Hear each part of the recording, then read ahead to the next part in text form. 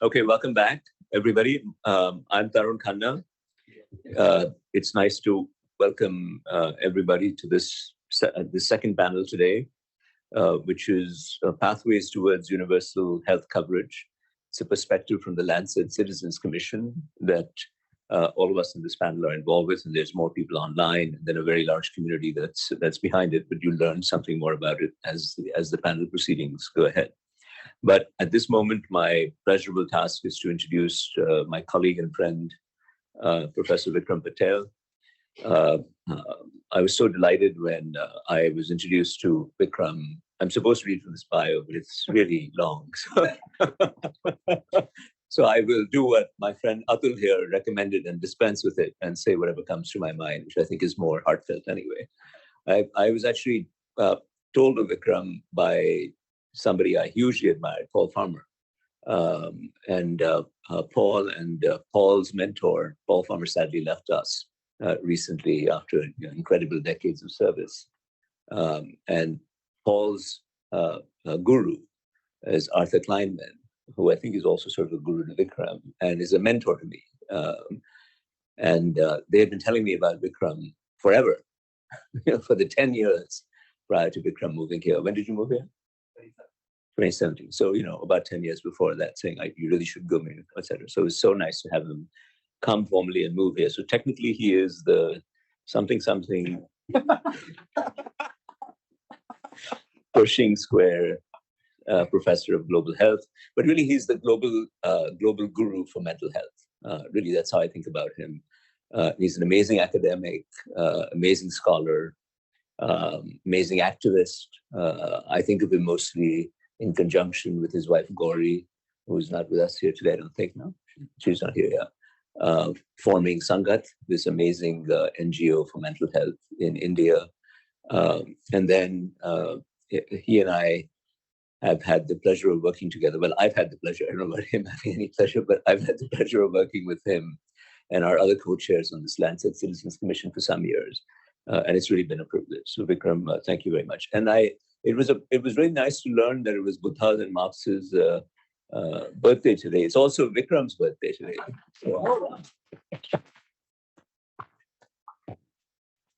So he's getting younger by the day. And so on that happy note, I'll hand off to Vikram. Well, thank you, Tarun. That was a very warm and unexpected introduction. And also thank you for pronouncing the name of my professorship correctly. The last time I was introduced as the Pershing Professor of Global Health.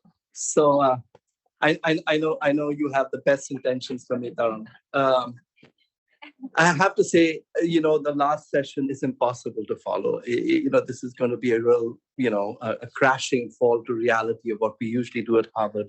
But I just want to express, our collective appreciation for how we as a university can engage with grassroots movements, and I do believe that this is a profoundly important role of those of us in the ivory tower.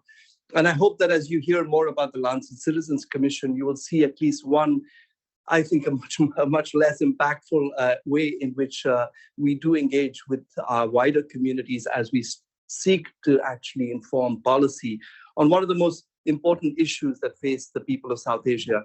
And while our focus, I think, is primarily on India, I know that much of what we are doing actually also has a bearing on other countries in our region. Just by way of background, the quest for universal health coverage goes back actually to before independence. There's a wonderful historical story of how the two countries that were joined together before 1947, Britain and India, both sought actually in the ashes of the Second World War to redefine the way their healthcare systems were structured. Both were heavily fragmented, both were heavily privatized, both typically involved a very poor quality service for the poor and a particularly high quality, but also fabulously expensive service for the minuscule number of rich people in both countries. In England and Britain, rather, the report was called the Beveridge Report. And in India, the report was called the Bhore Committee Report. And it's interesting when you read these two reports, because both reports actually look like they're speaking from the same playbook of what it is that we now call universal health coverage. But the two countries took a completely different path following independence. Whereas under the leadership of Aneurin Bevan, the first Labour Minister of Health in Britain after the war, actually committed the nation to adopt a universal health coverage system, giving birth to what is perhaps the greatest gem in Britain's crown, the National Health Service. India, having been totally bankrupted by the British, actually had no money for implementing the Bore Committee report.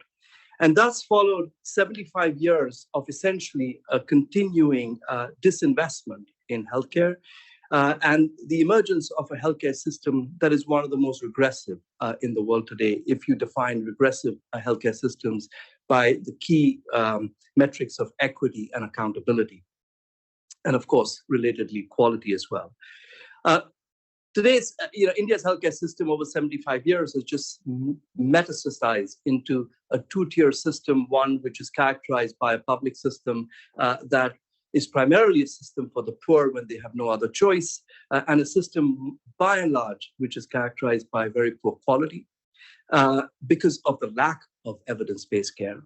And then you have a parallel system that caters to those who have money, which is the private sector, and which is to a large extent accused of profiteering and providing typically care even when it's not needed on account of commercial interests. As a consequence, the Indian citizen has to face the burden of some of the highest out-of-pocket expenditures in health on the planet. And India's overall health status, while it has improved over the last 75 years, is a laggard behind even its regional neighbors. It's astonishing for most Indians to know that Bangladesh actually has a lower infant mortality rate and a maternal mortality rate than India does, because most people in India think of Bangladesh as some very poor country in our region, but actually its health indicators are in fact better than India today. So I think it's a wake-up call for the people of India and its leaders about the need to invest in universal health care. Health and education have been identified as the most important bricks on economic development in India. Those of us in health know that this is an obvious relationship, but it's being recognized only in the last 2 decades, or in fact, I think the last decade. And I think we then have this enormous threat to health in India, both in the form of climate change that we heard about earlier, but the pandemic itself exposed the weakness of India's healthcare system. So right in the first year of the pandemic, a number of us got together, thinking about how we might contribute through a scholarly effort to redefine how universal health coverage may look in India, acknowledging that while there was some universal values of universal health coverage, for example, universality of services that are provided, that you have the same quality regardless of your status or station in society, there was more accountability and, of course, a huge focus on equity. While we could all embrace those particular values, we couldn't ignore India's current ecosystem of healthcare, which was heavily fragmented not only between public and private, but also fragmented because of the 30-odd states in India, each of which has its own particular architecture of healthcare. Fragmented also between some other important schisms, for example, between the more allopathic biomedical healthcare systems and the traditional healthcare systems, and so on. There were so many different schisms.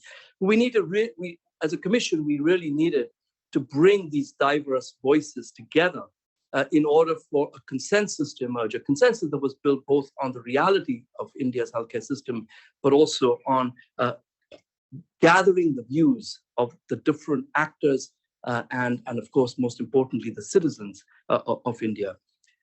We drew, some inspiration, or rather lack of inspiration, from the fact that previous efforts had failed to really shift the needle. And we thought one of the main reasons was that previous efforts hadn't made a proactive effort to consult the diverse stakeholders in India's healthcare system.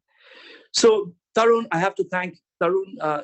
When we approached, institutions today who would convene the commission, to Tarun's great credit, he thought the Mittal Institute would act as the convener, but only as a convener.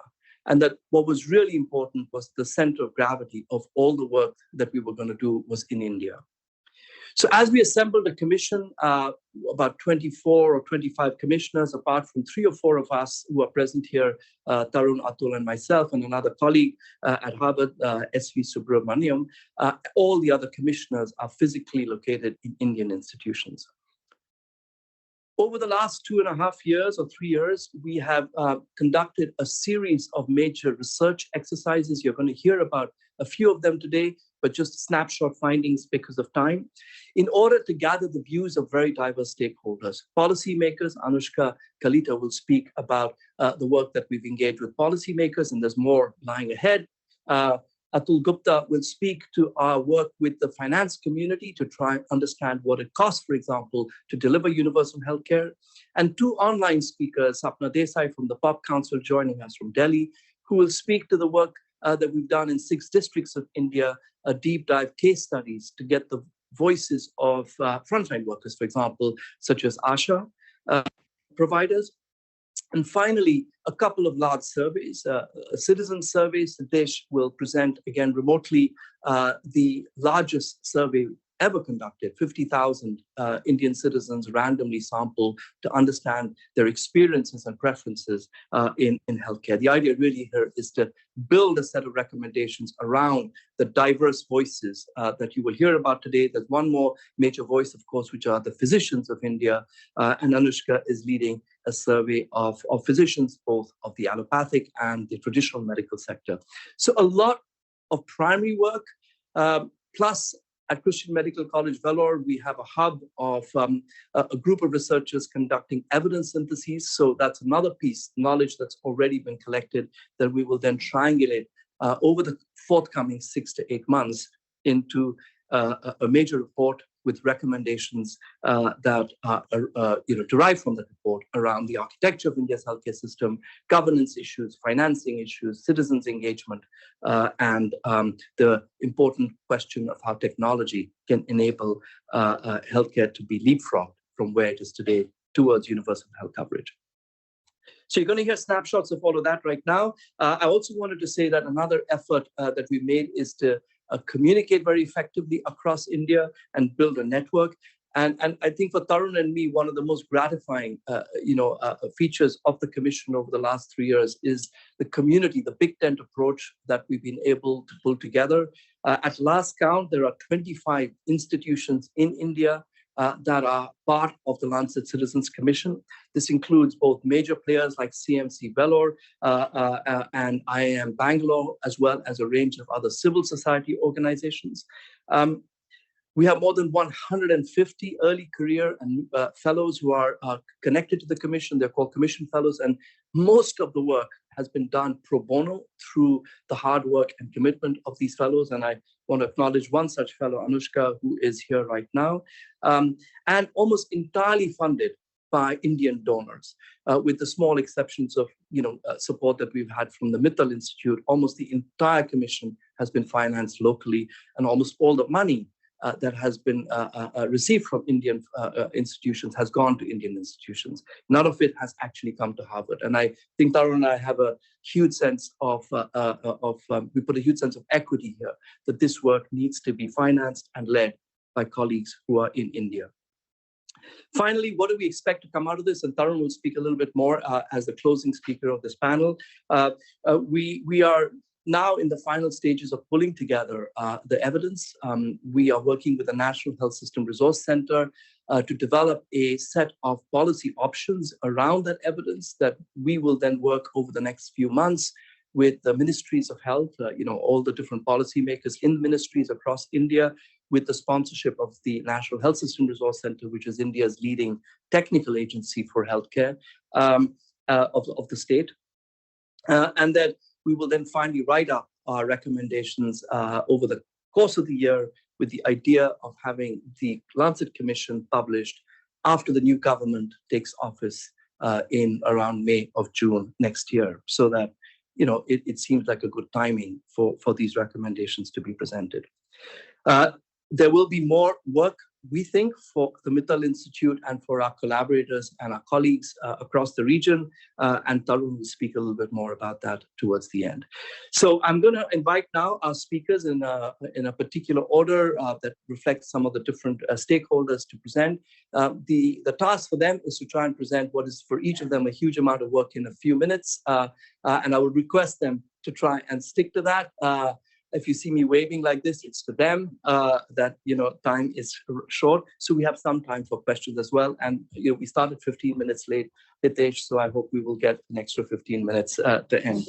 All right. So let me kickstart with our first presenter, Anushka Kalita. I just invite each presenter to just say a word or two about themselves and self-introduction, and then take us through. Anushka. Thank you, Vikram. Thank you, everyone, for joining us today. My name is Anushka Kalita. I'm a visiting scientist at the Harvard T.H. Chan School of Public Health, and also a fellow, like Vikram said, with the Lancet Commission. So I'm going to take you through the findings of a first-of-its-kind study of policy actors' perceptions about universal health coverage in India. First, why is such a study important? I mean, of course, we know policy actors are one of the most important stakeholders in the list of stakeholders that Vikram mentioned. But apart from that, I think India has adopted several policies over the last several decades, many health reforms, and yet we have fallen short of achieving UHC or progress on some of our health system goals. So, and the COVID-19 pandemic, of course, has made health reforms more urgent. But before we embark on further health reforms, it's important to take a step back and ask ourselves, where have we succeeded? Where have we failed? So that we don't repeat past mistakes. So what the study answers is these three questions. How do policy actors conceptualize UHC? What do they perceive as the main barriers for the Indian health system to achieve UHC, and what policy strategies do they suggest to overcome these barriers?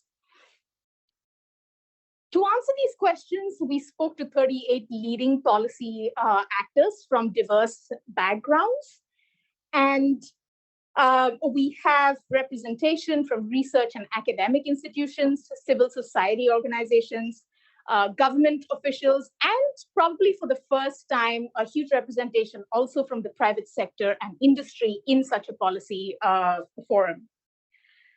And interestingly, even with such diversity, we saw that most of the policy actors converged on their conceptualization of universal health coverage.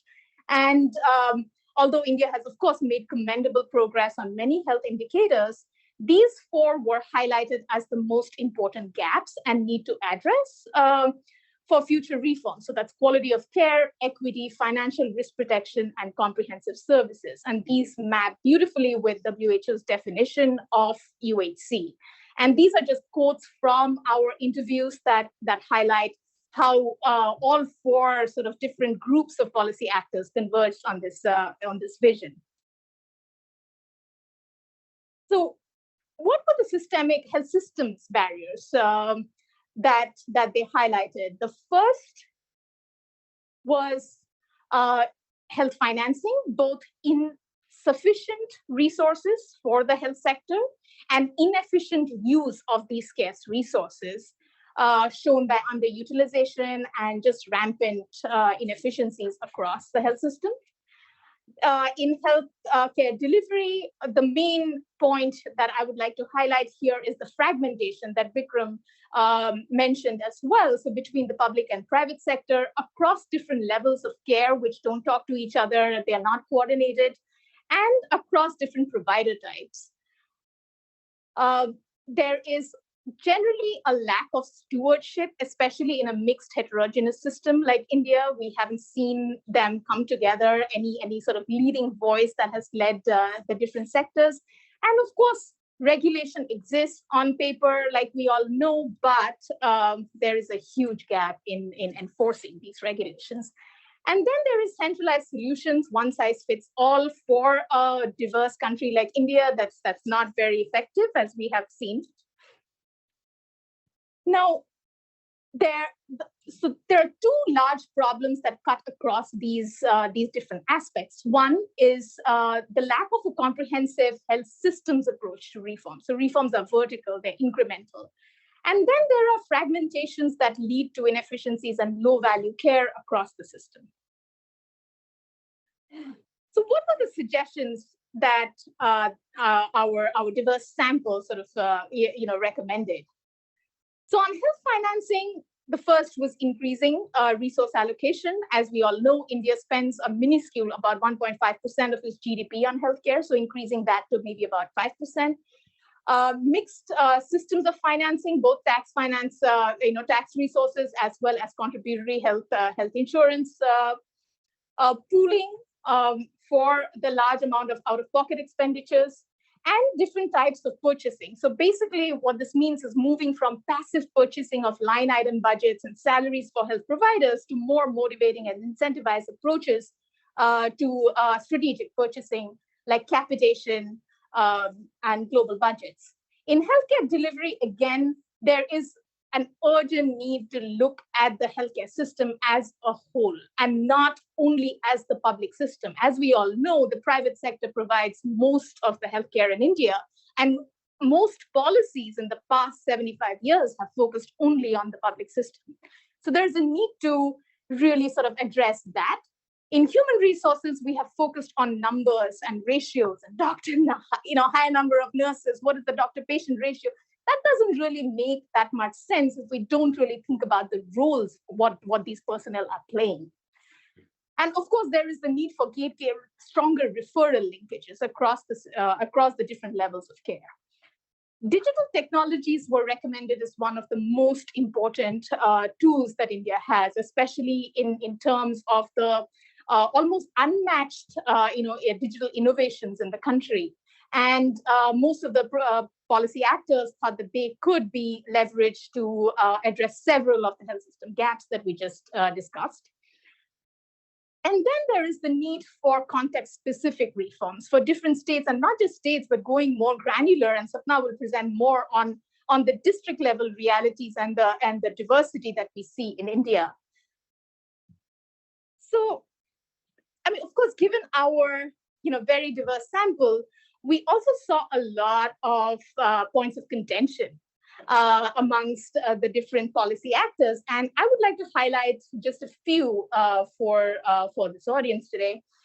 The biggest was public versus private sector, right? And a lot of the policy actors thought that the public system cannot be revived. They should, kind of focus on a very narrow set of services. But the other point of view was that the private sector and relying on the private sector would lead to even more inequities in the system, especially without strong regulation. In terms of financing, there was disagreement between whether the health system should be entirely tax financed, or what is the role that commercial or voluntary insurance could play. And again, there are questions of equity, questions of expansion, how feasible it is. The other point was first, India should, get its act together and have more efficient use of the existing resources. In fact, some of our research, which I think Atul will present, shows that a lot of the states are probably spending enough money, but it's not efficient utilization. And the other point of view is that India needs additional investments without further delay, even with existing inefficiencies.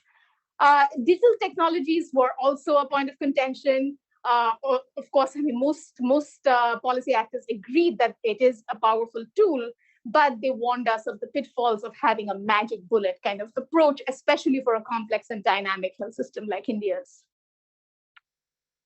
So what I would like to highlight here is what are the main takeaways from these findings, right? And how they might explain some of the continuing challenges that we see in our health system.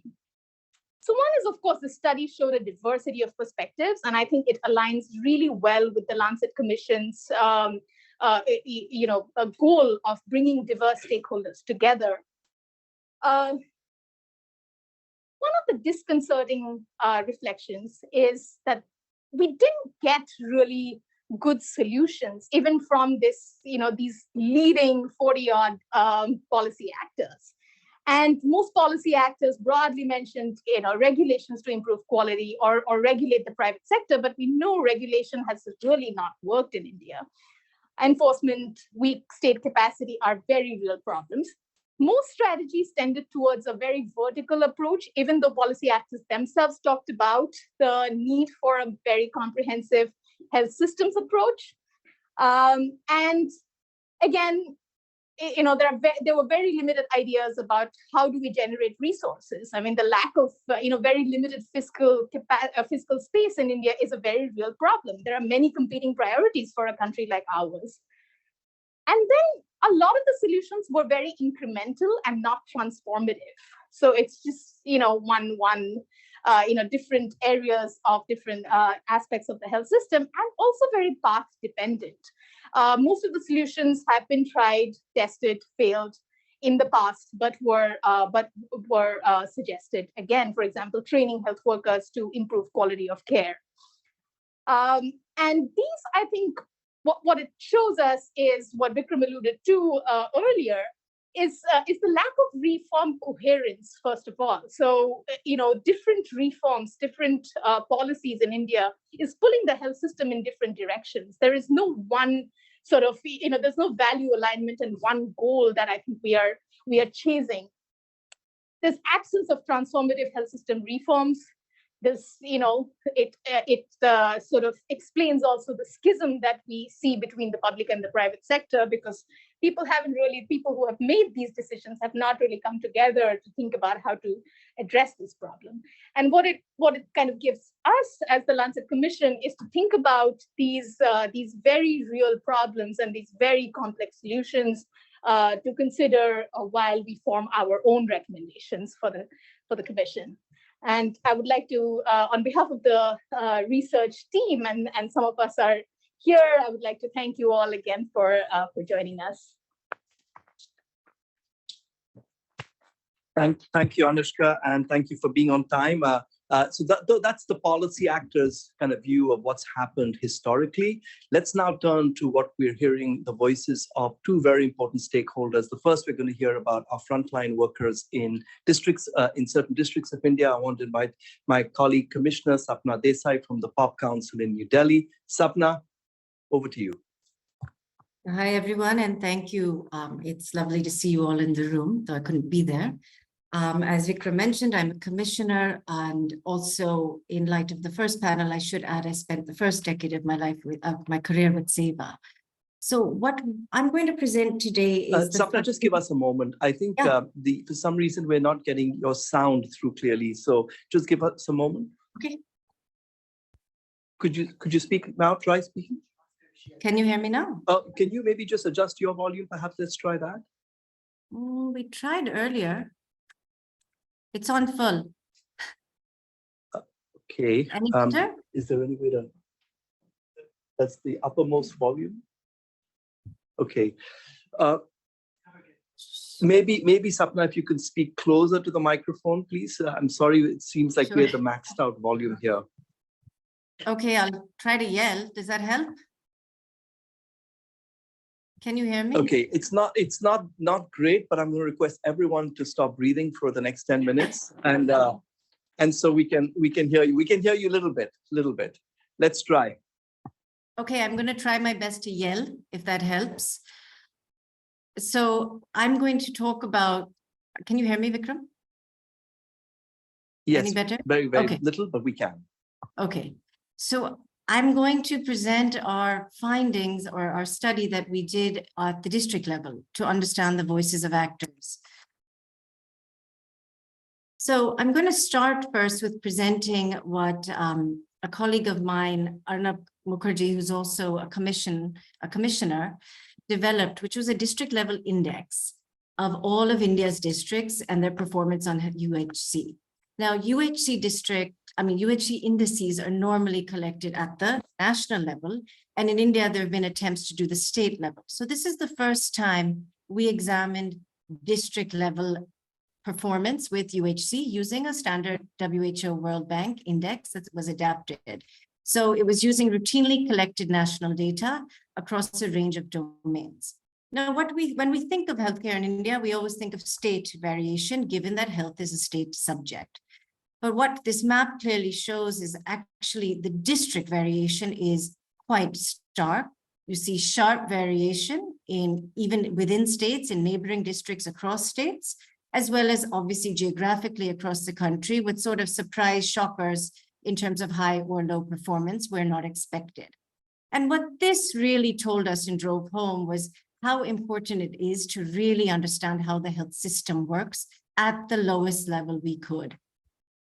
So what that brought us to, I would say first practically for the commission, was that we must understand paths to UHC at the district level to understand that variation, both in health systems functioning, as well as the different epidemiologic profiles.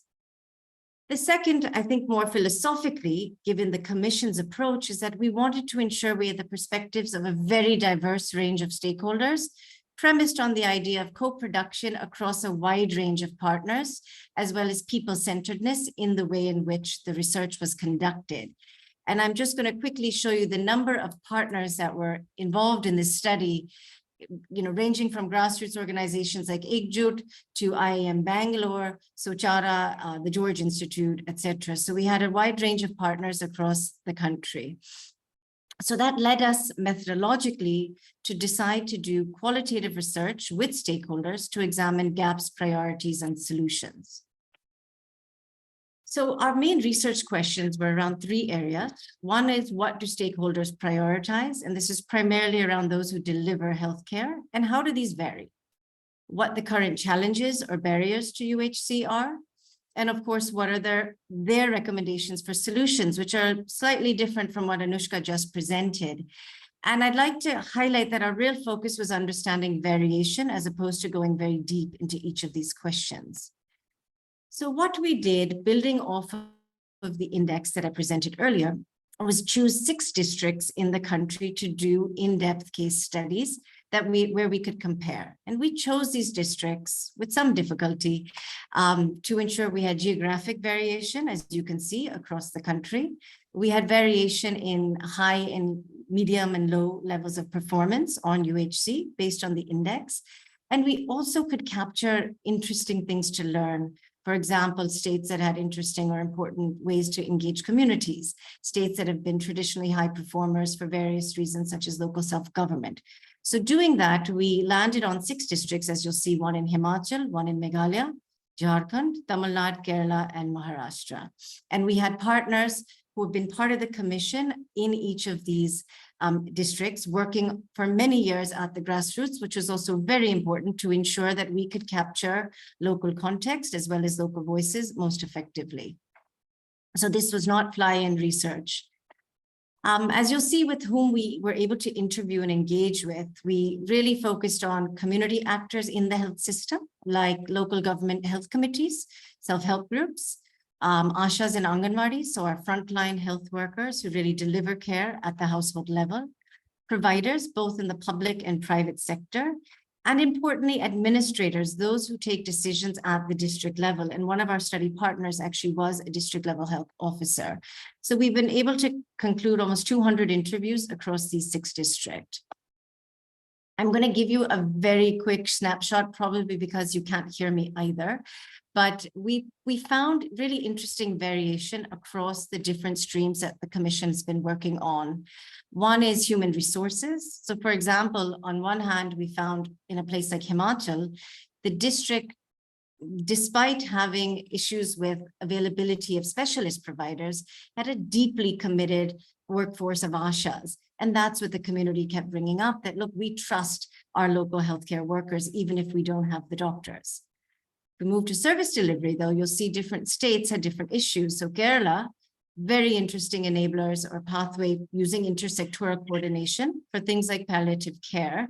But at the same time, or on the flip side, so over medicalization because of the wide availability of different types of services. Community engagement, again, one of the areas where the districts differed the most.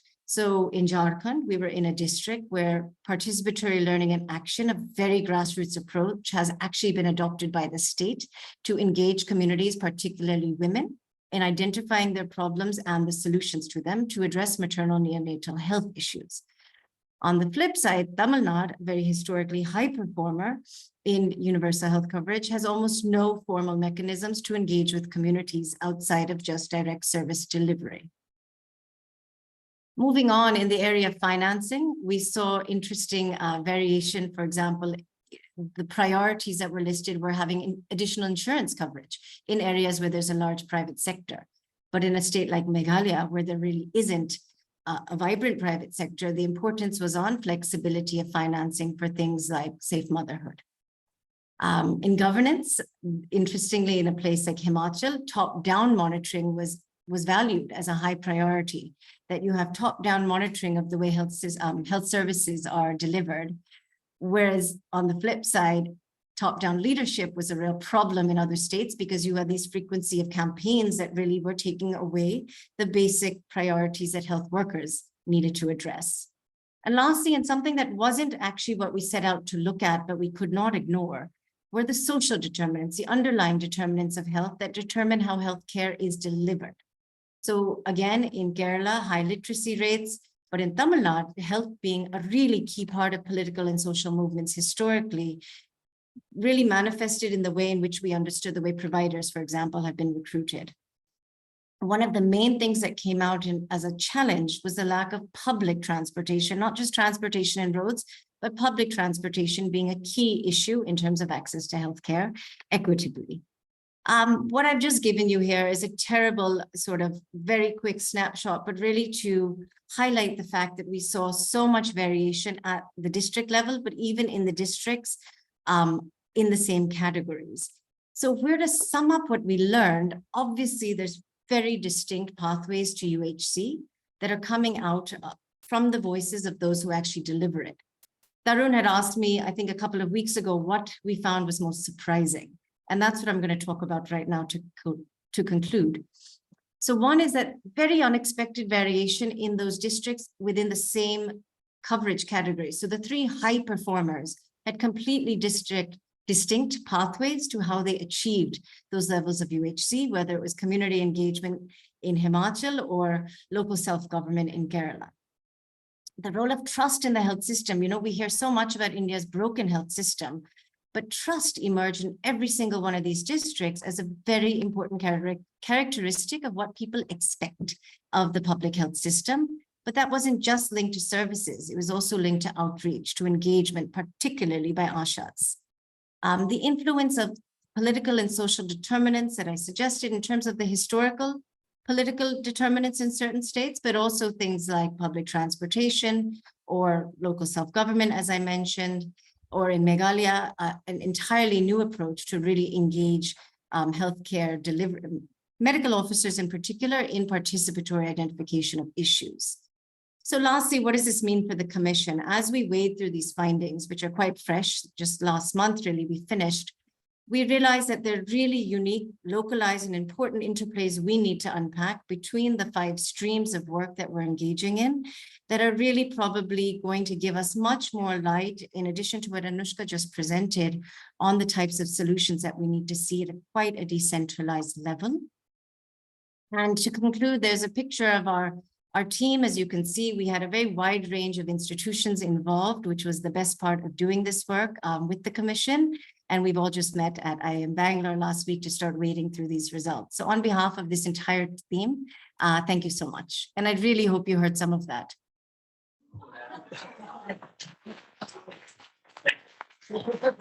Okay, well, Sapna, I have to tell you, I don't think ever in your life you could imagine a room full of people listening to every single word you said so closely and in such pin drop silence. But thank you so much for soldiering on with us. We will return back to you, so please do stay on because there will be some question time a little later. But I think at this point, I'd like to, so you've heard from Sapna an effort of trying to engage with frontline workers and other actors in these districts. This is very, very early data that is analysis is being presented, as you've probably guessed. And similarly, we'll now switch to a quantitative assessment of citizens' experiences and preferences. Again, this is only the first slice of what is hopefully going to be a mammoth data set. And I, of course, invite everyone who's interested in analyzing the data. These are all open access data. And our intention has always been to throw open the tent to anybody who wants to analyze these, to write them up. And I'm delighted to welcome Siddesh Azadeh. Siddesh is one of our early career, mid-career commission fellows who has pro bono been working on this data along with 3 other statistically skilled individuals in the region. And Siddesh is going to present on behalf of really the whole team a snapshot of some of the findings of the citizen survey. Siddesh, over to you. Yeah, am I audible? Yeah, thanks. Awesome. Yeah, thank you so much, Vikram. Hi, everyone. I'm Siddesh. I'm a Lancet Citizens Commission Fellow. I wish I could be there with you all in Boston, but I'm happy to be included this way as well. I'll be taking you through some of the initial findings of our citizen survey. So conducting this survey was important for 2 main reasons. First, the last national survey on health consumption was conducted by the National Sample Survey Organization in 2018. So that was 5 years ago. We need up-to-date recent data, especially after the COVID pandemic. The second reason is that there is a lack of data with regards to India when it comes to citizens' views, perceptions, and preferences towards healthcare. To achieve universal health coverage, it's critical to account for how people think and how they behave. So this study was designed mainly to inform recommendations of the Lancet Citizens Commission and to provide evidence for future policymaking. We have tried to answer, at least for today, these 4 main questions. So where do Indian citizens access healthcare and what their healthcare seeking preferences are? Second, what is the role of technology in healthcare seeking? Third, how do healthcare expenses vary across public and private health sectors? What are the means of financing and level of risk protection for people in India? And then the last one is how important is health in electoral politics? This was a nationally representative survey including all states and union territories in India. 50,000 households were sampled across 125 districts from November 2022 to April 2023. This was a multi-stage random sampling, and there were some specific measures used to ensure adequate representation of diverse socio-demographic groups, including rural and urban blocks, caste groups, women, and young respondents. So today I'll be talking about findings from our interim analysis of 5 states: Haryana, Madhya Pradesh, Punjab, Rajasthan, and Uttar Pradesh. The sample includes 14,803 households across 38 districts. All right, starting with healthcare access and preferences, about 58% of over 14,000 outpatient visits in the last 12 months were at private healthcare facilities, while public facilities covered about 41% of those visits. These proportions get flipped if you look at the bar chart below. When we ask people about their preferences, you see that more people prefer public over private healthcare. This shows an interesting contrast between healthcare preferences and healthcare seeking behaviors in India with regards to outpatient care. We also found that Ayush and other facilities contribute to less than 1% of all outpatient visits. About 62% of over 6,200 inpatient admissions in the last year were in public facilities, which is again different from what we saw for outpatient visits. Further, a little over 65% households preferred public healthcare for future inpatient hospitalizations. This shows that for inpatient, the preferences and care-seeking habits match well.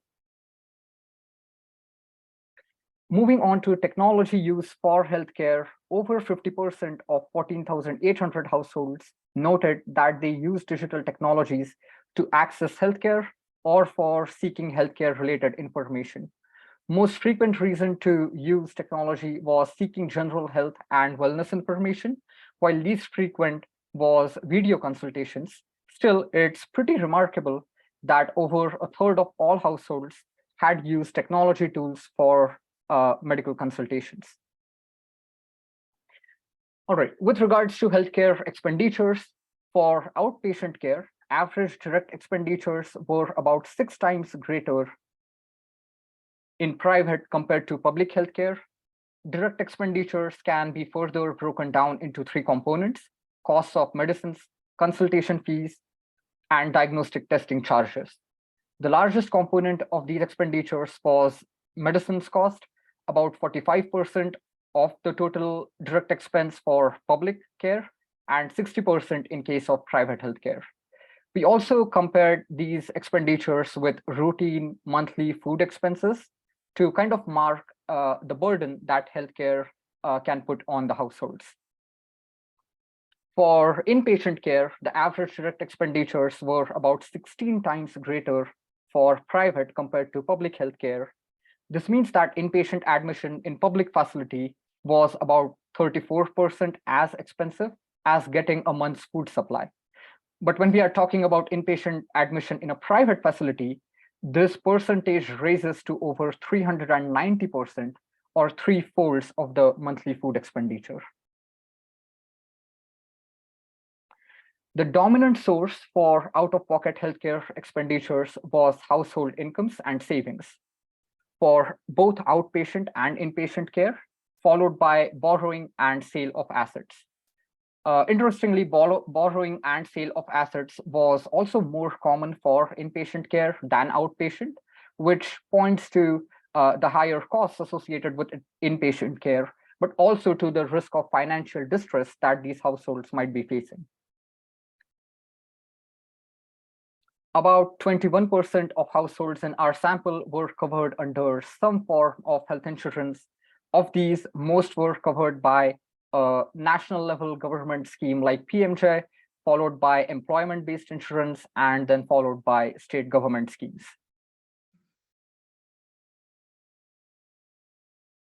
If we look at electoral behaviors and expectations about accountability, we found that around 60% people agreed that healthcare influences how they will vote in the coming state and central elections, while 70% people noted that government officials and elected representatives should be held accountable for the quality of healthcare that's provided. So we went through a whole lot of numbers in a really short time. I kind of want to recap some of the important takeaways. Number one, citizens are able to access healthcare across public and private sectors, but there is greater preference towards seeking care in public sector. Health technology tools are commonly used for various aspects in India, most dominant one being to seek health and wellness information. Private healthcare incurs as much as 16 and 6 times greater out-of-pocket expense than public healthcare for inpatient and outpatient respectively, but the OOP is also encountered in public healthcare.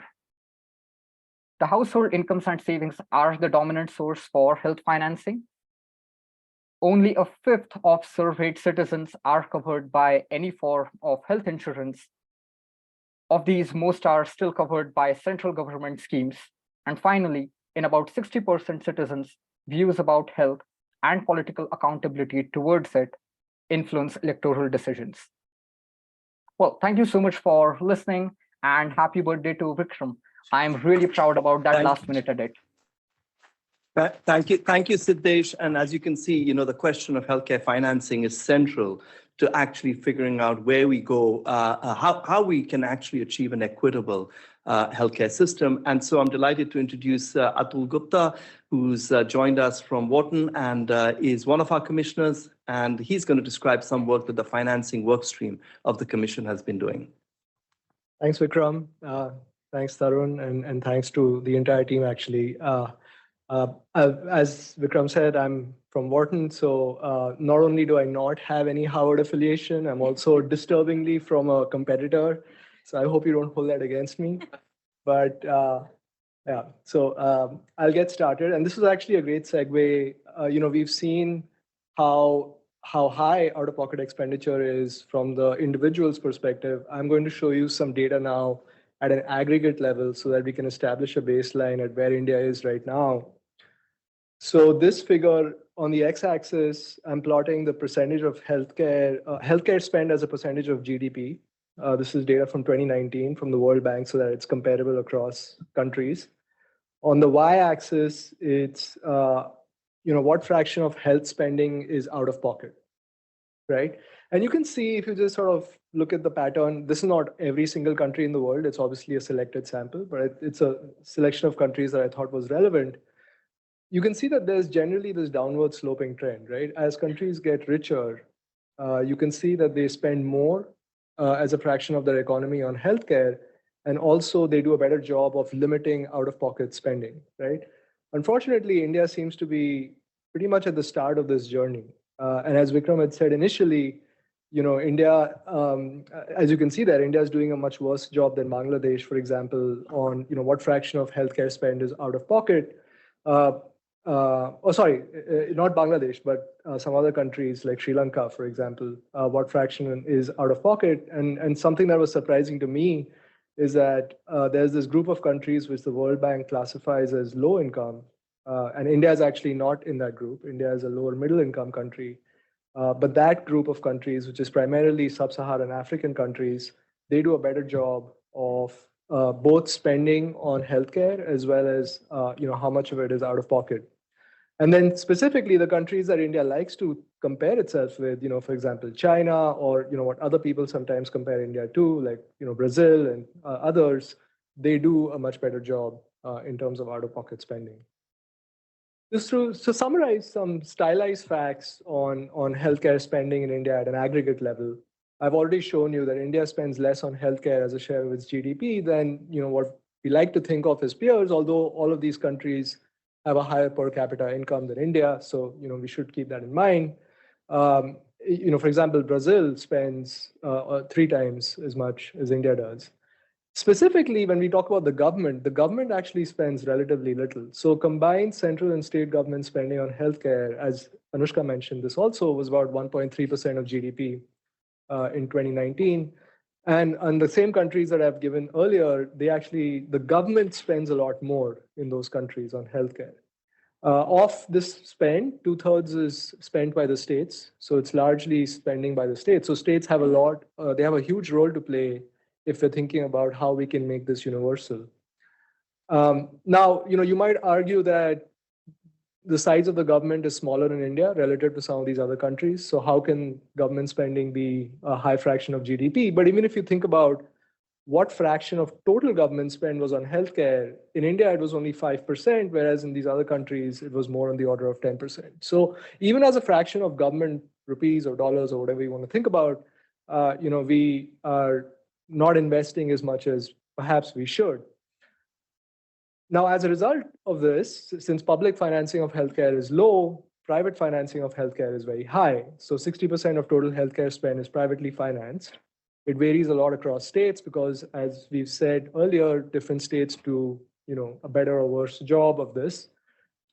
The biggest problem in India, as has been pointed out several times already, is that nearly all of this private spend is out of pocket at the point of service. So there's very little prepayment in the form of insurance.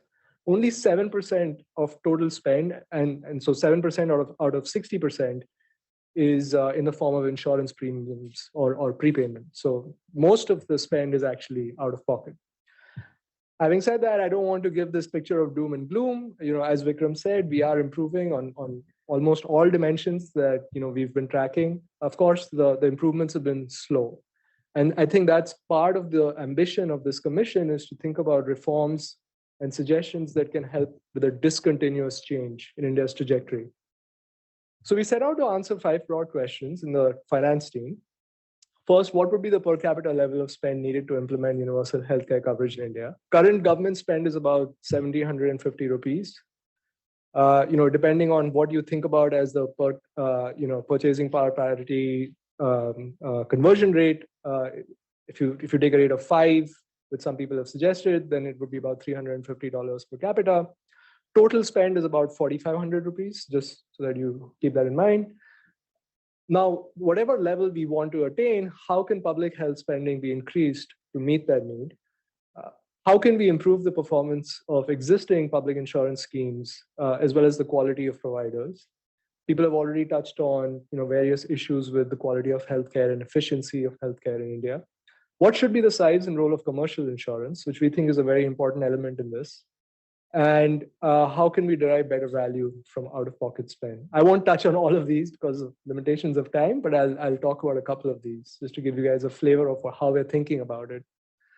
So, after a lot of discussion and debate within the finance team, and we had these theory of change workshops, where we could think more about this, and also based on our own analysis, we sort of have arrived at a set of goals, both in the immediate term as well as in the longer term.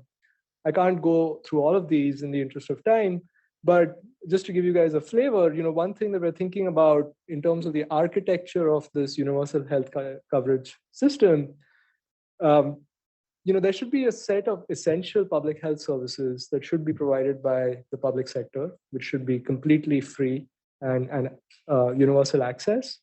There should be access to secondary care, but there may be some cost sharing for that. And then the most important thing is, as Siddesh also mentioned, people are spending a lot of money on hospital care, and that can lead to grave financial implications. So we need to have plans that cover high-cost tertiary care and have catastrophic coverage. There should be some tools which will allow people to save money and use that towards their healthcare. We need to think about changing how providers are organized and regulated in India. And then, as Anushka had touched on, there are several states in India that already have an adequate level of spend, we think, which would enable them to actually extend universal healthcare. So those are the states that we would prioritize to work with as partners to kind of start on that journey. And there's other things that we could do in the longer term. So let me give you a flavor of two things that we, I would say it's still at a high level and still preliminary, but this is our current state of thinking. First of all, we believe that with the reforms that we would like to propose, if those are enacted, only a moderate increase in government spend is actually required to offer universal healthcare coverage. So first of all, let me say what I mean by universal healthcare coverage. Again, access to primary and secondary care, some nominal cost sharing for secondary care, but the most important thing is catastrophic coverage and covered expensive tertiary care. Now, if we just take our current system in India and just throw more money at it, how much money would we need to throw at it to make to make this achievable? Well, we would need to increase per capita spend by almost 25% to actually get there, which is a lot. And if you want about 3/4 of that to be publicly financed, then you would need to double the government spending level. So we think that is not feasible in the short term. And so that's why we're thinking about reforms that can potentially make this more efficient. We have come up with alternative estimates of the required level of spend if you incorporate some efficiencies. And those estimates are a lot more reasonable, whether you benchmark to other countries that have progressed along this journey, or you think about other sort of approaches of estimation. We think a more reasonable estimate is about 2,000 rupees per capita of healthcare spend with efficiencies. And in other approaches, it can go up to about 3,000 rupees per capita. Finally, again, just a flavor of the kinds of reforms that we're thinking about, since I mentioned that these reforms are going to be quite important to make the universal healthcare achievable. So one of the big problems right now is you have inefficient care, potentially wasteful care, as has been alluded to. There's a proliferation of low quality providers. We think part of this is driven by the fact that at least, both in the private sector and to some extent in the public sector, which has its own issues, there's little incentive for providers to deliver quality. There's a lot of focus on quantity because you get paid per quantity. And then when you combine that with information asymmetry and conflicts of interest, that leads to inefficient and wasteful care decisions. So what we would suggest is, and here I'm just going to touch on two things. One is on the private side, we would like to encourage the development of integrated insurer provider firms in India and have them operate in some sort of a managed competition. And what I mean by that is in every market, you have a certain number, you ensure that there's a certain number of these firms that are competing either for private contracts or for public contracts. And there's various examples of this in the US at small scale. There are countries that have actually implemented this at the national scale, and it's been very successful. And vertical integration between insurers and providers solves inherent agency problems that you have right now, and it allows them to focus on prevention and primary care as opposed to just being paid per service. The other thing that we would like to flesh out in much more detail as we move forward over the next few months is we want the regulator to develop tools to inform consumers on provider quality, as well as to link payments to performance on some standard metrics of care quality or service responsiveness. What exactly we link payments to is obviously up for debate, but we need to move in that direction. And we need some sort of quality reporting so that consumers are more well-informed. And there's lots of templates of these, both in the US, in Europe, and in other developing countries that have actually been able to do this with some limited success. I would say this is an evolving field as someone who studied this in the US, but we think that this is necessary to kind of bend the cost curve, as it were, and actually get those efficiency gains that we're hoping for. Otherwise, universal healthcare coverage would be pretty expensive to achieve. And then just, as I've said earlier, this is a very large team. I'm just one member of this team. We have a number of commissioners and a large number of commission fellows who've been instrumental in doing this analysis. Thank you very much, Atul. So I'd like to now close this panel with with my fellow co-chair, Tarun, and ask him for some closing remarks. This is all just snapshots, as you can imagine. This is all work in progress, and we hope that by the summer we will have completed all the data synthesis. And then comes the really tricky and difficult task, as Tarun knows well, of building consensus in an argumentative nation. And I think Tarun will, of course, be the champion, the master in trying to do that. Tarun. Okay, thank you, Vikram, and thanks to all the fellow panelists here for summarizing and staying within the time limits. I think I have 5 minutes, right, Vikram, roughly. So I thought I would summarize based on what people were saying, along reiterating to me what the conceptual, one of the conceptual problems was, which is the deep schisms that you see that really get in the way of getting any kind of efficiency. Just to reiterate those. Second, to pick up on a comment that Sapna made, which she attributed to me, which is plausible, but I don't remember, saying that I always ask, what's surprising about this? We spend all this time, but what have we actually learned? So I was making a list here of things that I've found to be enduring puzzles for me in this exercise for the last 2-3 years, just to recount them and put them out there. And the third is to talk about what constitutes success for this exercise of the LCC and its future. So going in that order, the schisms to me that continue to be shocking are the enormous, I think mistrust is a fair word, mistrust between the public and the private sectors, even visceral dislike on both sides, dismissal of capabilities. That frankly just befuddles me because it's just so counterproductive. And, Rima Ben made a comment towards the end that, for system level change like this, we have to partner with everybody.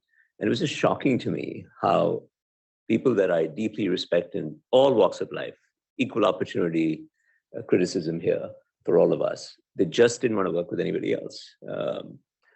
And that continues to be an issue. And I think we will have to deal with this in bringing together consensus in the report.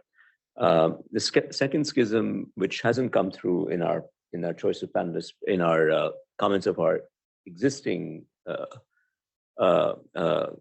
collection of panelists, has to do with attitudes towards technology, right? So you have legitimate push and pull and contestation of ideas as to, technology obviously isn't a silver bullet. Somebody referred to it that way. But it is a set of tools. Those tools have to sort of, I think Sachit just stepped out, my colleague Sachit, I think does amazing work along with his group of fellow researchers on trying to understand how technology can marry with clinician data and clinician understanding, deep patient expertise to really form, Sachit, I was just bad-mouthing you. I was just saying that technology, can be such a tool for good if it is married to clinical expertise and understanding of the patient-physician relationship and so on. But again, there are the technophiles and the technophobes in the room, and that's the schism I want to point to. And again, it's unconstructive, honestly. And the third schism is this allopathic Ayush debate. I was very surprised by the survey data saying that only 1% are going to Ayush. That seems really low to me, and maybe I'm wrong. Maybe that's the point of doing the survey. So I'm sure the citizen survey team will interrogate that data much more thoroughly as time passes. But certainly in the commission, we feel this viscerally about the allopaths and the Ayush people. And the way I understand it is that the facts on the ground are very much that there is, I think we'd all agree, much more reliance on the private sector than we would like for a system-wide optimum, which is suggested by Atul's graph at the outset, where countries that are even less wealthy than India are doing a better job of erring towards the public side. Anyway, those are the schisms. So surprises, lots of surprises. I'll pick a couple. One, and again in contradiction to what I think the survey results seem to suggest, one of the findings was that 60% of people said that they were going to cast their vote partly driven by their preferences for health.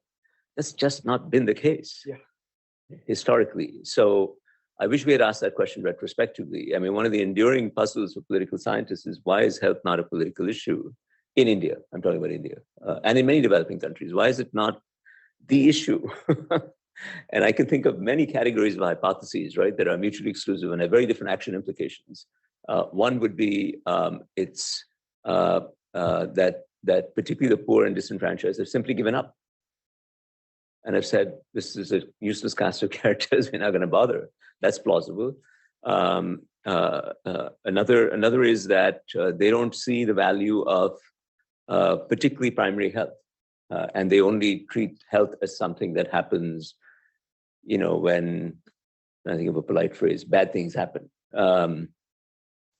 A third might be that they are somehow cajoled and bamboozled into voting in a different way on sectarian lines or something like that. So there are a variety of social science hypotheses that one could articulate. And I wish, anyway, it's a puzzle to me. So that's one big surprise for me, that it continues not to be, it just sounds like for some good political actor, a good way to launch a political career. But what do I know? The second is relates to, Atul, the comment that you were making about why is there so much allocative inefficiency in the system? And in the numbers, it again seems a lot smaller to me than what I perceive in practice. You seem to suggest that, or the finance team, of which I'm a part, we seem to suggest, this is about consensus building. I don't agree with the results, but I have to agree. So we suggest that we just need a modest increase in funding to get to this. I swing between saying we don't need any increase in funding to do a dramatically better job on some days. When I look at some of the data that Nachiket, our colleague Nachiket, who does a lot of the analysis, and frankly leads the finance team analysis, suggests. And other times I just think that there's so little attention to it that we need a big budget increase. But anyway, one of the things that the surprising thing about inefficiency is the extremely low ambition of our corporate leaders. Just, it's pathetic. Is there a better word? Is there a stronger word than pathetic? If there was, obscene. Why am I saying that? I don't know. This came up in the Finance Commission's internal discussions. But even the leading, by the way, these guys are all my close friends. So, and I'm not saying anything I wouldn't say to them directly, but they're leading industrialists, they're multi-billionaires, and they have, incredibly profitable private sector enterprises, in many cases doing really good work, not always, but many cases doing really good work. But they are content with a vanishingly small percentage of healthcare spend in the country, right? If this were the US, these companies would be saying, we gotta expand and penetrate the market 10 times more because healthcare is such a priority, et cetera, et cetera. But the ambition levels are just very low. And I think it has to come from lack of competition in some ways at the end of the day, or something. Lack of vision. Yeah, lack of vision is just one of these endogenous outcomes, right? I mean, somebody comes and slaps you around, then we do it. So it has to come from somewhere. So those are 2-3 surprises. Okay, the last, I had schism, surprises, and what constitutes success, just in the spirit of alliteration for the fun of it. But success going forward, Vikram alluded to this. We intend to wrap up the research and writing at the end of the calendar year, and hopefully it'll go through a scholarly refereeing process at the Lancet, and hopefully we'll be able to publish it around the time of whatever the new government is. But really the nice thing that's happened, and I think my panelists would agree, is that maybe for the first time, I'm not sure, Vikram, you are more deeply steeped in this than am I, we have a collection of really amazingly committed institutions across India in all walks of healthcare life, right? Public, private, community health, doctors, surgeons, insurers. I'm exaggerating a bit, but in most directions that we would like to see public health conversation, we have it happening. And so it'd be a shame for this agglomeration to disperse after the report is published.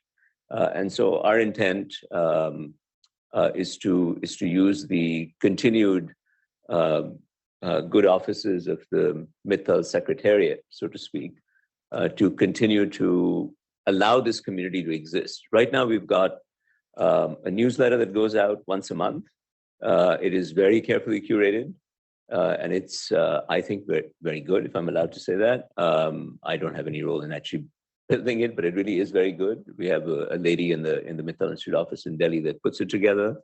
Lots of people participate in it. And we've got 5,000, 6,000, 7,000 regular users of it and subscribers to it who, by all accounts, take it very seriously. And we've got a platform where we have all sorts of visitors coming in and presenting on all, even non-commissioned people, people from other countries, people from other universities coming and using it as a way to strike that conversation. So that just seems like a really valuable, intangible asset that shouldn't be lost. So,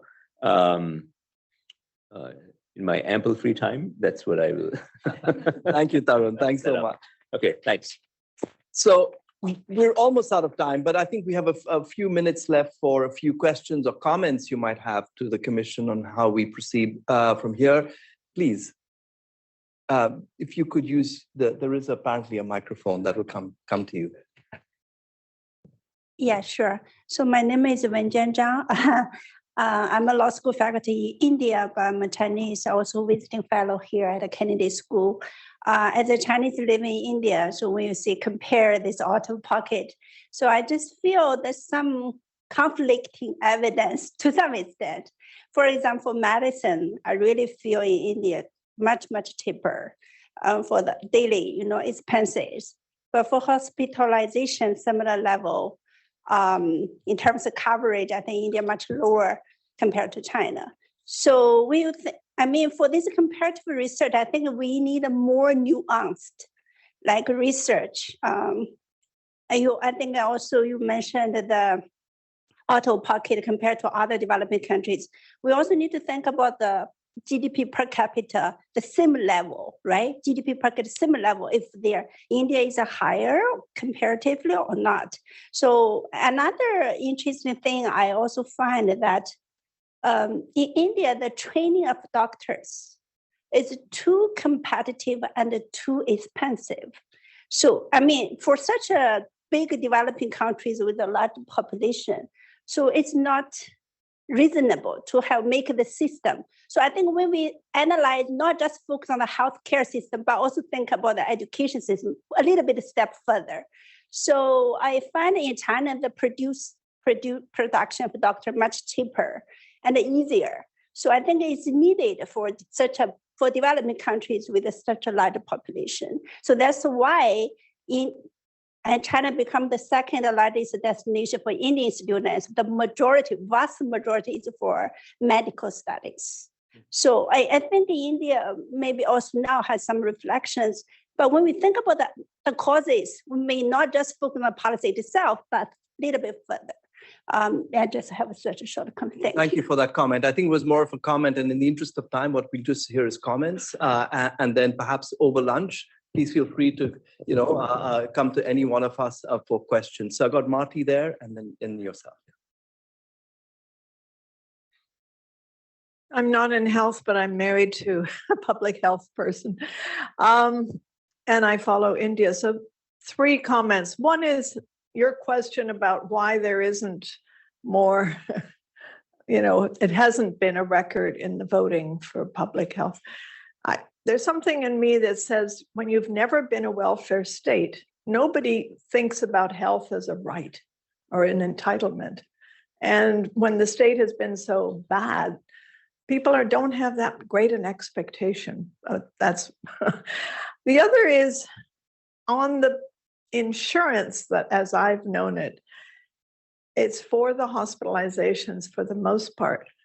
But with all the people who depend on their own bodies, their physical labor for their earnings, I always worry about the chronic conditions and those expenses. And I just wonder where those are being covered in the insurance.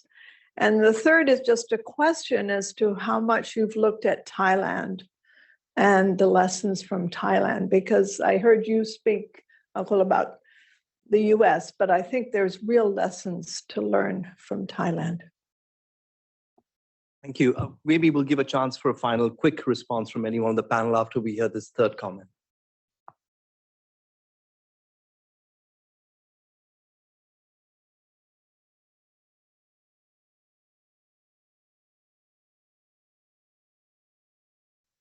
Normally I'm loud enough, so.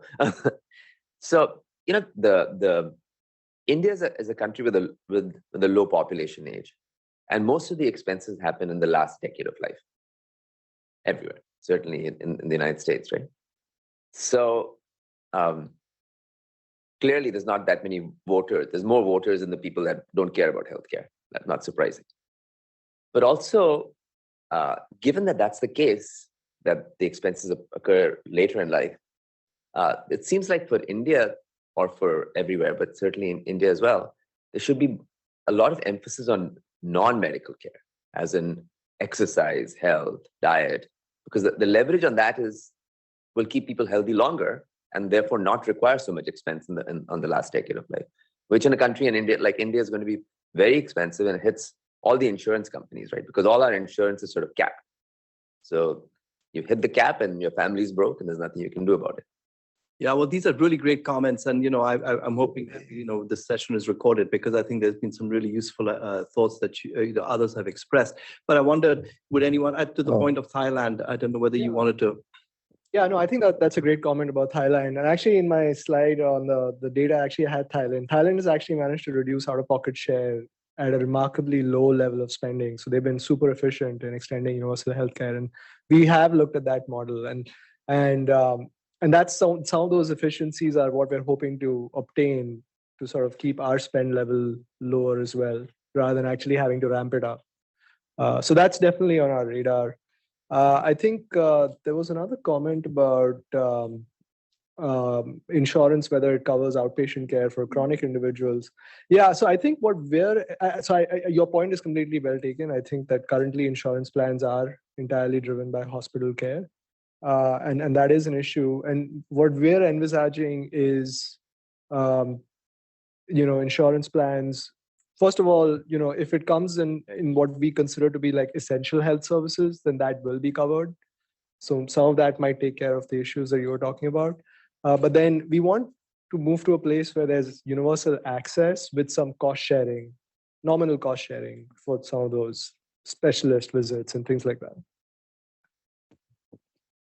Just on the out of pocket on medicines that you mentioned, and that's almost 70% of all out of pocket expenses in India actually goes into buying drugs. So even though drugs might be cheaper, there's a lot of unnecessary and probably wasteful expenses on drugs, and that also drives a lot of households into poverty. And people don't realize it because hospitals are big events, but there is this chronic, everyday expenses that also lead up to a lot. Yeah, I wanted to just say thanks for the comment about the age demographic structure. That's a really good comment. We haven't thought of that. And Siddesh and I and our team will look at whether there is a difference on this response pattern according to the age of the respondent. I think that would be really interesting to look at. Tarun, any final remarks from you? Any responses?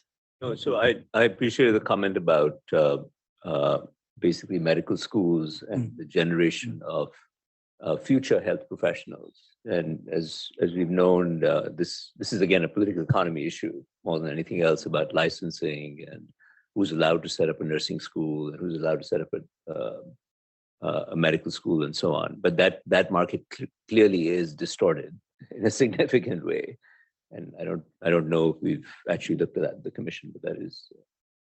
Yeah, well, there is a group looking at the Human Resources for Health work stream. It's specifically looking at the cost of education, which of course then gets carried down, into being actually ultimately borne by citizens, because, where else are you going to recoup the huge investment of private education other than through your fees? So I think that's certainly an issue that is. So with that, I think we're over time. Thank you, Hitesh, for accommodating a slightly extended session. And I'm going to thank you all for participating in this panel. And thank all my panelists, including Siddesh and Sapna, who joined us remotely. Thank you all. And I'm going to then hand over to Hitesh.